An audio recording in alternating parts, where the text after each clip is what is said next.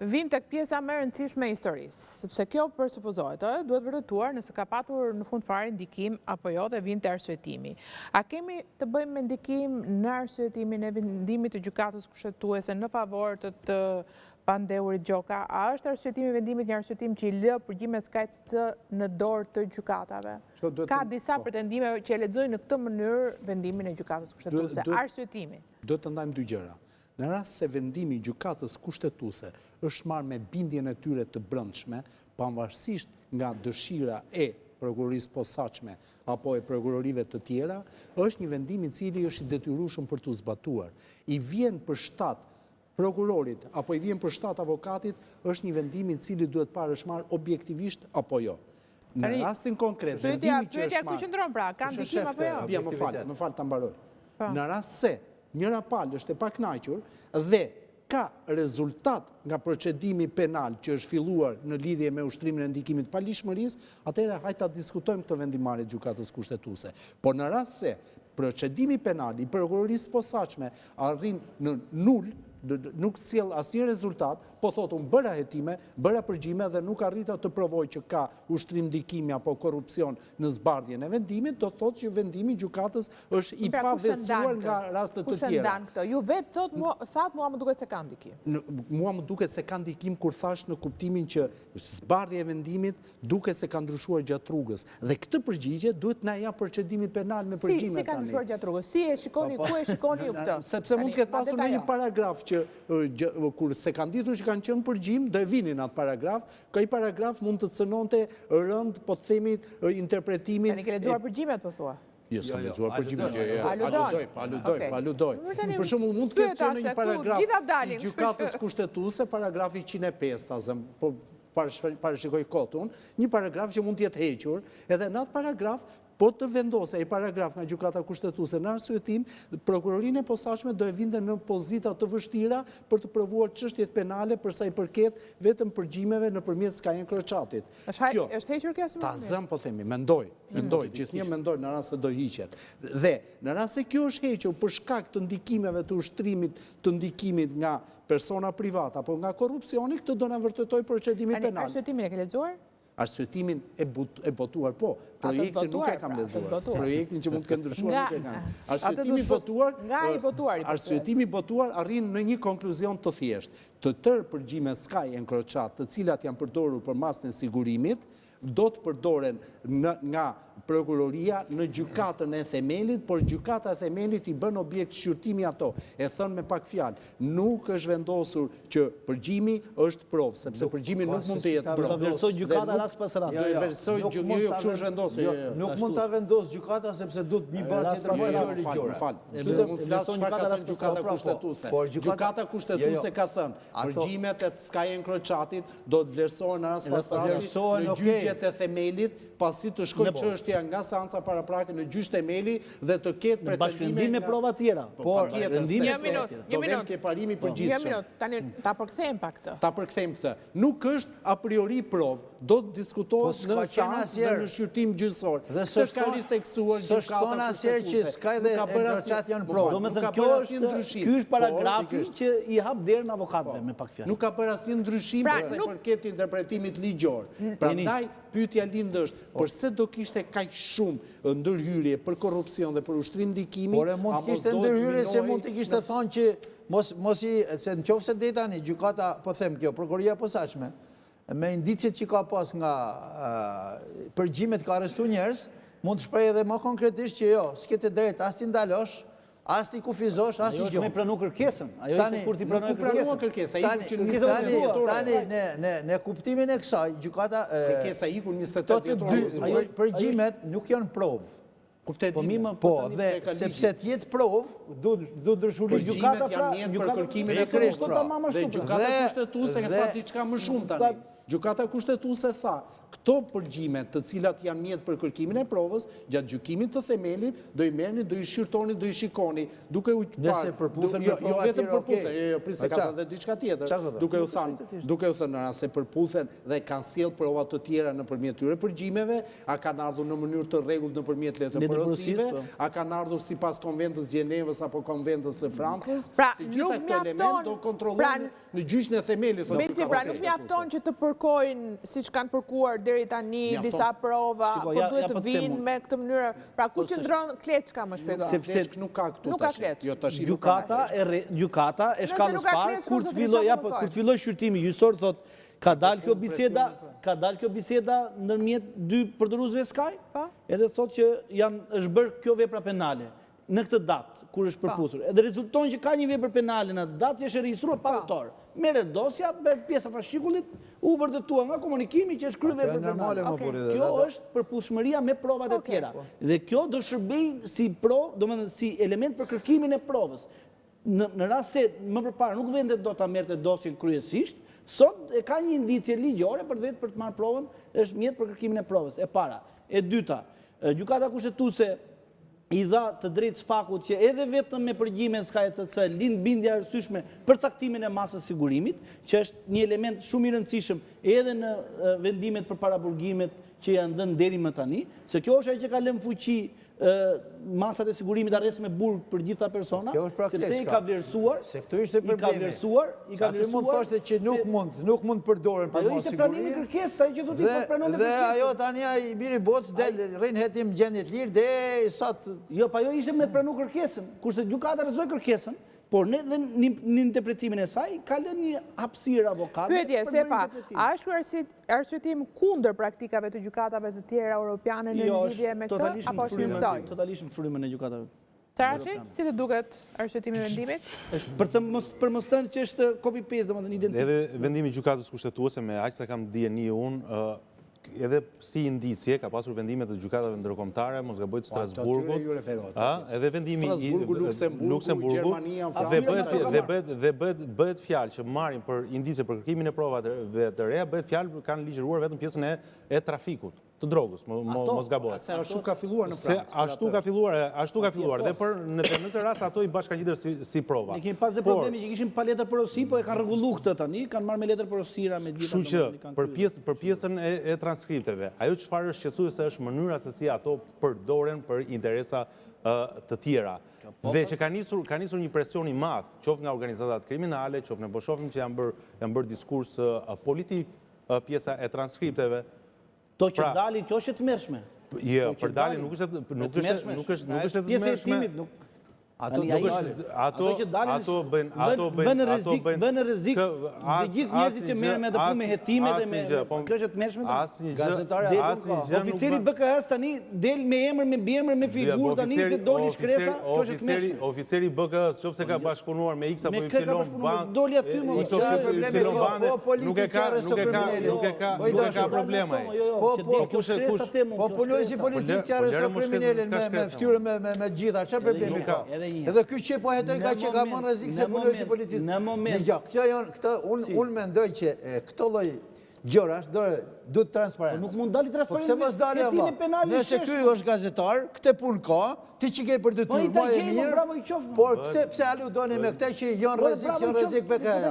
Oficeri policist shtetit zotëri, ka humbë me qindra kanë humbë jetën dhe shkon aty, arreston tjetrin, kriminalin çfarë lloj kategorie, me ftyrë, shpesh herë edhe me mos, po e arreston, e ndalon, e akuzon, e çon prokurori dhe s'pas ka rrezik fare. Ju ankoheni që pse dal ka një hetim dhe del oficeri i BKS me zonë me figurë. Jo, nuk e kam që del e kam fjalën që del për një procedim konkret. Se normalisht nuk mund merret shumë dhe sidomos nuk mund merret se nuk është njëri publik. Po çfarë problemi ka më ti ke për detyrë me majt atë dosjen aty, mos jep. Momentin që jep avokatit ajo ka dal. Skali, pse mos dalë? Në këtë rast kjo shkresa, çfarë problemi? Kjo shkresa është dhënë avokatit. Në këtë rast nuk jo, kjo s'është dhënë avokatit. Kjo shkresa që ka dalë, që ka shërbyer si iniciativë për të bërë këtë emision, Kjo është vepër penale. Nxjerrja e sekretit hetimor. Po kush e nxori? Kush e kishte? Kush e kishte? Kush e kishte? Kush e kishte atë shkresë? Kjo është Kush e pjesë kishte? e fashikullit hetimor. Po çfarë pjesë e fashikullit e kanë vetëm dy persona më. E ka prokurori, o prokurori çështës, o drejtuesi i SPAK-ut dhe kryetari i gjykatës kushtetuese, këta tre persona e kanë më. Nuk e kanë që po e ekzekutojnë. Po, oficerët. Po kjo është e çuat diskutimi fiks në pikën që duhet që unë ngre dyshime mbi hetimin dhe përgjimin që ka bërë SPAK-u. Si vepron SPAK në raste analoge? Kush e kryen hetimin për përgjimet ambientale për llogaritë të SPAK-ut? E kryen policia, lutem. E ka kryer në shumë raste, e ka kryer forca operacionale, në këtë rast drejtoria e Tiranës, se si rregull nuk ma merr mendja që se thoshte aty drejtoria e Tiranës. Dhe ku është problemi, ku qëndron problemi? Po, edhe ai që sekreti delore, ajo nuk është mirë me dal, po edhe ai që e ka përgju, ka fotografu, ka filmuar, e kanë tjerë sekretin. Hajde ta gjojmë tash ku kanë tjerë sekretin. Jo, ka dalë shkretja zyrtare, nuk është se nuk kanë dalë dhënat hetimore që ka dalë autorizimi. Autorizimi nuk është pjesë e policisë. Dhe unë dyshoj se ajo është çuar në drejtorinë speciale sepse është nga institucioni. Jo të gjithë njerëz se skuptohet asgjë, se është edhe pak autorizimi i jepet e policisë për ekzekutim. Sa e kry veprimin. Është nga institucionet kur informacioni del më kollaj. Dhe unë gjykoj, jo prokuroria, policia, po. Po pra, po s'këtan nga policia, po thoni që ky autorizimi e ka. Dhe është nga institucionet që del më tepër. Në shumë raste, në aq sa dhe nuk është kjo thelbi, rrim të vendimi se e nxori kush e nxori, tani ka ndikim, s'ka mendim, s'ka ndikim. Ç'a do bëhet me skajtë që do merret për bazë, do merret për bazë, jo, do shkoj te thelbi, sepse në shumë raste, në situata për personazhe të tilla, këto përgjimet ambientale i bën kryesisht BKH-ja. I bën BKH-ja. Kurse në rastin konkret është çuar në departamentin e policisë sepse është nga institucionet që shpërndan informacionin dhe për mediat për opinionin publik. Dhe qëllimi, dhe qëllimi nuk ka qenë sigurimi. Jo, nuk ka qenë sigurimi provave, po ka qenë shpërndarja e informacionit dhe për t'i treguar mënyrën se si përgjohen gjyqtarët. Kush po e bën këtë? Kush është interesuar ta përshtatë? Interesi në atë çfarë unë shoh dhe e ka pasur edhe vetë si kritik, ka qenë përdorimi që politika i bën këtyre institucioneve të reja të SPAK-ut. Unë e shoh në një kënd më të gjerë për sa kohë që nga gjykata kushtetuese sot unë nuk pash një kërkesë drejtuar kuvendit për të shqyrtuar këtë çështje, siç dhe nuk pash asnjë reagim politik për alarmin që duhet ngritur dhe i takon kuvendit të trajtoj, i takon gjykatës kushtetuese për të kërkuar. Në momentin që shoh heshtje nga të gjitha palët dhe presioni që imponohet nga SPAK-u dhe këto institucione. Një sekondë, Saraçi, se kemi gati një orë që diskutojmë. Pra, Beci po të thotë, ka bazë ligjore. Jo, nuk ka thënë atë Beci. Kërkoj. Çfarë do thotë politika? Mos të dalë dalkoj pse nuk ka shkelur njëri ligjin po thonë. Pra. Jo, kërkohet ndërhyrje ligjore që gjykata kushtetuese. SPAK-u vetë. Po gjykata kushtetuese mos zotëri, ajo që është në rastin konkret mos zotëri. Po ta interpretojmë pra. Interpretojmë se reforma drejtësi është e drejtë. Kaq. Po jo pra, po ka bërë gabim pra, ka bërë gabim. Është e drejtë. Jo të gjithë njerëzit, nuk e di. E ka thënë është e drejtë. Ata që thanë ka thënë është e drejtë ikën gjithë shtëpi. Tani kaq u kryej mohabet tani. Çfarë u krye? Hetimi u prish? Vendimi s'po marrin vesh është ndikuar apo jo? Në këtë rast, ka publik tani prandaj, informacion nuk dalin shesh. Një gjyqtar ka përgjohet, nuk e dim se ne nuk e dim çka ka dalë nga përgjimi herë. Zoti Ajdermata, ne dim që është dalë çka dhe për gazetar. E sigurt është sot e tutje nuk përgjohet më besoj. Do përgjohet, ai e di tani. Jo, tani nuk ka nevojë për të përgjuar se provat mund jenë siguruar dhe ato përdoren. Është e rëndësishme të ndryshojë. A kishte afate 25 mars apo gaboj unë? Po pra, 15 ditore. Është e rëndësishme të shkojmë diçka. Duke ju referuar bazës ligjore të autorizimit që kanë nxjerrë prokurori, nuk duhet të abuzojmë me fjalën përgjim. Prokurori, në bazë të 221 dyshi. Aktive pranë procedurë. Jo, do të shpjegoj diçka, nuk është përgjim. 221 dyshi thotë, e kuptoj zoti Ajdermata direkt. 221 dyshi thotë, regjistrimi i fshet fotografik, filmik, ose me video i personave në vende publike. Kjo nuk kupton përgjim. Po ta bëj një pyetje. Po në qoftë se Nuk kupton përgjim klasik. Më falë, nuk je shkapur provë, je shkapur një material që i cënon figurën e tij. A përdore do të kundër ti në vendimarrjet e ardhshme? Jo, në është ndaluar. Për shantazh o zotëri, jo institucionalisht. Kur do bëj spaku shantazh tani, ç'i keni këto më? Po si mo që kemi në momentin që përdon gjyqtarin kushtetues në momentin. Po si mo s'po bën. Po si mo s'po bën. Po më fal për çau përgjigj. O zotëri, me çfarë? Një sekond. Për çfarë ju bë përgjigje gjyqtarëve kushtetues? Ku gjyqtar? Po pra gjyqtar rastin konkret. Pse po ju bë? Pse ju bë? Sepse kishte informacion që kishte njerëz të vullnetshëm për të korruptuar antar gjykatës kushtetuese për një vendim favorshëm. Dhe nuk në asnjë rast karshi gjyqtarëve, prokurorëve nuk ka pasur raste shantazhimi, ëh? Po çfarë ka kjo? Flasim me rastin konkret. Edhe për rast 2000 procedime në sistem. Nëse do ta bëjmë, nëse do ta trajtojmë prokurorin nga spaku si Angela apo spaku ndërsi prokurorin konkret. Ka dy gjëra. Konferencë për shtyp tot kam hap 20 procedime penale për gjyqtar sot. Jo, mor zotëri. 30 dije dhe 15. Është mirë që të dalim nga pjesa e procedurës. Sefa, Saraçi, më fal, Beci, të lutem se ndryshe nuk kuptohet asgjë. Duhet të ndajmë dy gjëra, cili është rreziku për rastin konkret dhe pse ka bërë spaku këtë, dhe çfarë mund të ndodhin nga raste të tilla. Pastaj edhe mund të përgjithsojmë, mund të bëhet shantazh, mund të përdoret për këtë, është tjetër çështje, po. Sqarojmë një herë ku është rreziku dhe ku është kleçka, apo çfarë të doni, ku është ngërçi i këtij momenti aktual për këtë çështje, për këto emra, për këta njerëz, dhe pastaj hajde abstragojmë se sa e rrezikshme është kjo gjë, nëse mund të përdoret për shantazh apo jo. Por janë dy gjëra të ndara, pra se kur thua shantazh duhet më shpjegosh për rastin konkret. Po ta shpjegojmë konkret. Sepse kemi patjetër. Jo, kemi pat informacioni që Gendi Ibrahimi. Pra ju e thoni, SPAK i bën shantazh Gendi Ibrahimit, për çfarë? Apo diskutojmë që do hiqej një pasazh apo një paragraf apo do shtohej, ky informacion nga ka dalë. Po që si ka kjo tani? Po ka rëndësi, sepse ka dalë po prapë nga brenda gjykatës kushtetuese. Ja kanë dalë që janë dy tani shantazhin. Po ky gjyqtari brenda gjykatës kushtetuese a ka vepruar në mënyrë individuale? Ose të antar gjykatës kushtetuese që ta dorëheqin, pse ta dorëheqin? Këtë mësoj. Po antari gjykatës kushtetuese pse ta dorëheqin? Nuk më përgjigje. Po të pyes edhe një herë. Fole për shantazh. Po. Cili është shantazhi që SPAK-u po i bën Gendi Ibrahimit sot? Prokuror të caktuar, SPAK-u i ka bërë presion dhe shantazh në mendimin tim, për sa kohë ka përgjuar trupën gjykuese ku SPAK ishte palë përballë Gjokës apo Ylli Manjanit. Avokat Ylli Manjanit. Pra i ka thënë presion dhe shantazh. Patjetër. E kuptoj. Pra SPAK i ka thënë që që nëse si e vendimi në favor ti je në përgjim dhe në rastin konkret dy shojse mund të sigurohen në parim ka të drejtë. Bindja e brendshme e gjyqtarit për mua cënohet, helmohet si shton këta tash këto mekanizmat e reja që kanë helmuar provat, helmohet bindja e brendshme e gjyqtarit kushtetues kur ai kupton që po survejohet dhe po ndiqet nga një prokurori për shkak të një çështje penale konkrete. Duam, nuk duam ne, t'i lëm deklarata tani të themi jo po unë zbatoj ligjin, jo po unë jam i bindur, jam i vetuar te ligji, ai është një njeri nga ana psikologjike, për mua helmohet bindja e brendshme e gjykatës kushtetuese dhe kjo është ajo që thash në fillim, ngërçi i madh që prokuroria që është palë nuk mund të hapë procedim ndaj atij që ka përballë. Pra ju thoni, SPAK nuk mund të përgjoj apo hetoj... Sot mund të bëj, por moralisht nuk e dim, logjikisht nuk e dim, ligjërisht e bën. Në parim nuk mund të bëj dhe nuk duhet të bëj. Prishje balancë. është prishje një minut, më lërë të mbaroj. Kush duhet të bëj, kush duhet iniciojë ndryshimet ligjore? Këtë duhet pyesim baballarët e reformës, të mbledhen ata dhe të japin një shpjegim. Si ka funksionuar më parë? Më parë ka funksionuar.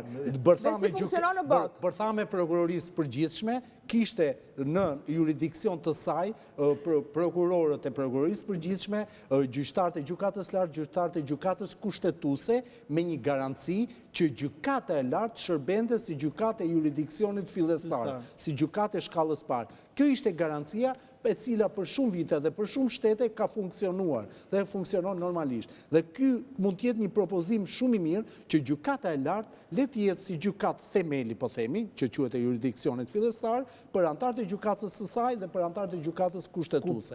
Dhe kjo është një lloj garancie, një lloj bilanci. Por të shkosh te prokuroria e posaçme, që është shkalla e parë, formalisht është shkalla e parë, lërë tash çfarë rëndësie japim ne. Është shkalla e parë, e cila duhet kontrolloj gjykatën kushtetuese, duhet ta çojë në gjyqtarin e gjykatës kushtetuese, është çike rëndë, sepse ka një problem më të madh këtu. Gjyqtarin e gjykatës kushtetuese, prokuroria e posaçme mund të cënojë dhe balancën e tërë pushteteve në Shqipëri vetëm me një nen. Duke ju referuar Kushtetutës Republikës Shqipërisë, gjyqtari i gjykatës kushtetuese shkarkohet ose pezullohet nga detyra në rast se merret i pandehuar. Por në rast se për këtë çështje do merren pandehuar 2-3 anëtar gjykatës kushtetuese, si do rregullohet balanca? Pezullohet nga detyra. Do pezullohet me njëherë nga detyra, nuk do funksionojë vendim gjykatës kushtetuese. Atëherë, që po mirë se është procesi disiplinor do të brenda gjykatës kushtetuese. Por e ka parashikuar. Nëse ka njerëz korruptuar, të pezullohet që skema hat por nuk do ta bëj prokuroria e posaçme. Do ta bëj prokuroria e posaçme me gjykatën e lartë. Sepse jep më shumë garanci. Edhe gjykata e lartë përpara, palë proces edhe gjykata e lartë më përpara, palë proces në gjykatën kushtetuese ishte, se kur kishte po patjetër. Po pra, palë ishte edhe garanci më lartë, se ka kolegje, ka tjetër situatë. Tani, do të themi tani, dhe Spaku nuk ka prokuror apeli dhe prokuror gjykatës lartë. Prokurori Spakut është për të gjithë shkallët e gjykimit. Edhe kjo është abuzim. Për gjithë shkallët e gjykimit. Do të themi si që është tamam. Funksionon si prokuroria e shkallës parë, por s'është normal. Nuk është normal. Sepse heq kontroll. Gjykata kushtetuese e Republikës Shqipërisë e ka vlerësuar të saktë. Një minut, mos bëhemi ka ishtë teknik dhe rrim tek parimet, sepse ndryshe sigurisht nuk ka vetëm juristë që na ndjekin. Pra, ajo që ka ndodhur edhe njerë, është përgjuar gjykata kushtetuese nga SPAK sipas juristëve në studio në proces tërësisht ligjor. Antari gjykatës. Antari gjykatës kushtetuese, po, shumë sakt. Antari gjykatës kushtetuese, ndërkohë është autorizuar për vëzhgim. Përgjim ambiental, po. Sepse është ndryshim shumë i madh. Ndërkohë e kam ende të paqartë ose më saktë